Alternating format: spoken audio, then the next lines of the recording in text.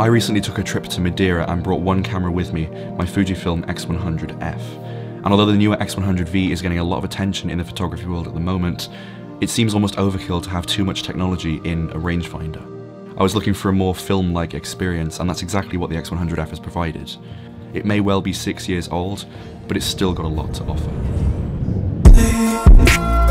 One of the biggest draws to me for this camera is the experience of using a film-like rangefinder in today's entirely digital world. It's the small retro details blended with the modernised digital features that make it just so special.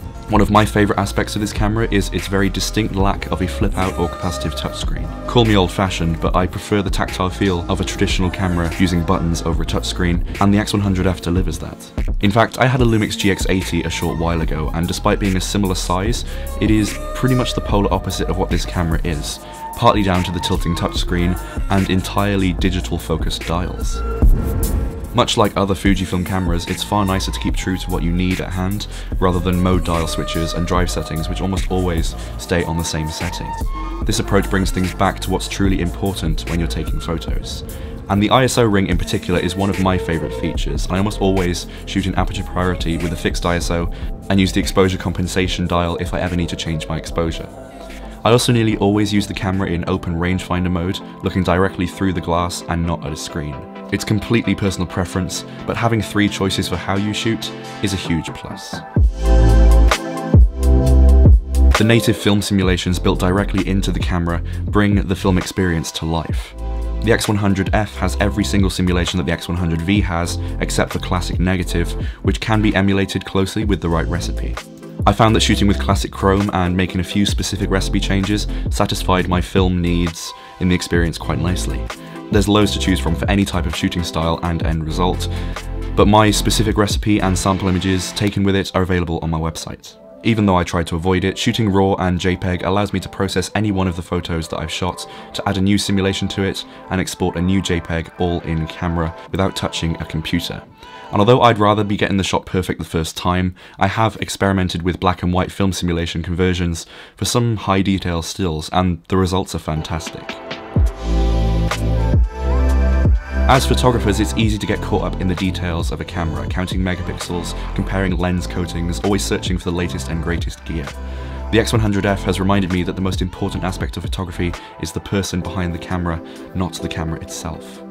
I know I've fallen into this trap before. When I bought my X-T4, I spent hours researching every detail and feature that it had to offer, and while it was informative, it took a bit of the excitement and fun out of the experience. But this time, things were different. I bought the Fuji X100F with no prior research into its specs. I had no idea how many megapixels the sensor had, if it had a touchscreen, or any of the other technical details. I'd only seen pictures taken with it, and knew I wanted something different, a digital film camera of sorts. And you know what? That was one of the best decisions I could have made. When I took the X100F to Madeira, I forced myself to only take photos with that. No lens add-ons, no Lightroom edits, just me, my camera, and the streets of Madeira.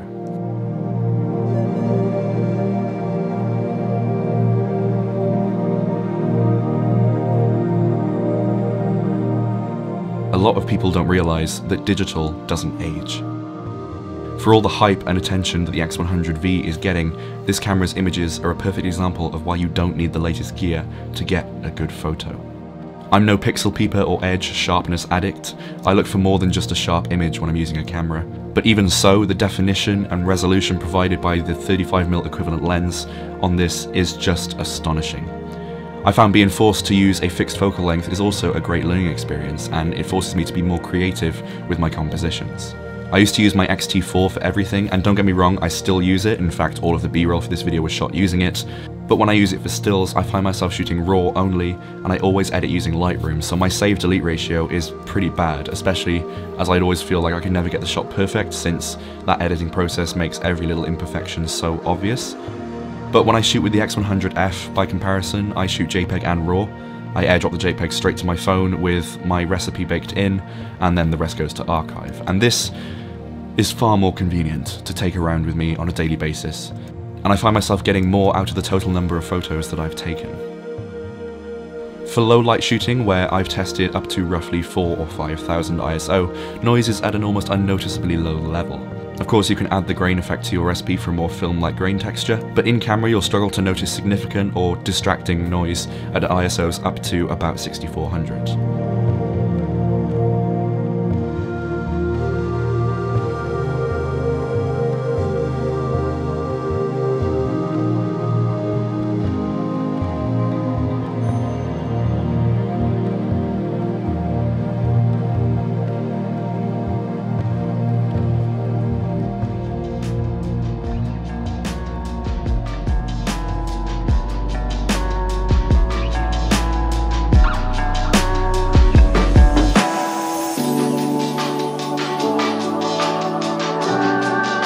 In 2023, the X100F is still a top-of-the-range camera in the rangefinder market, just below its bigger brother the X100V, and above that, Leica.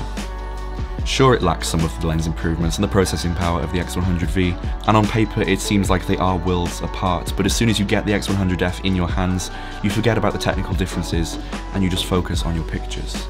It's as simple as that. This camera takes the fuss out of photography and makes it nothing but fun.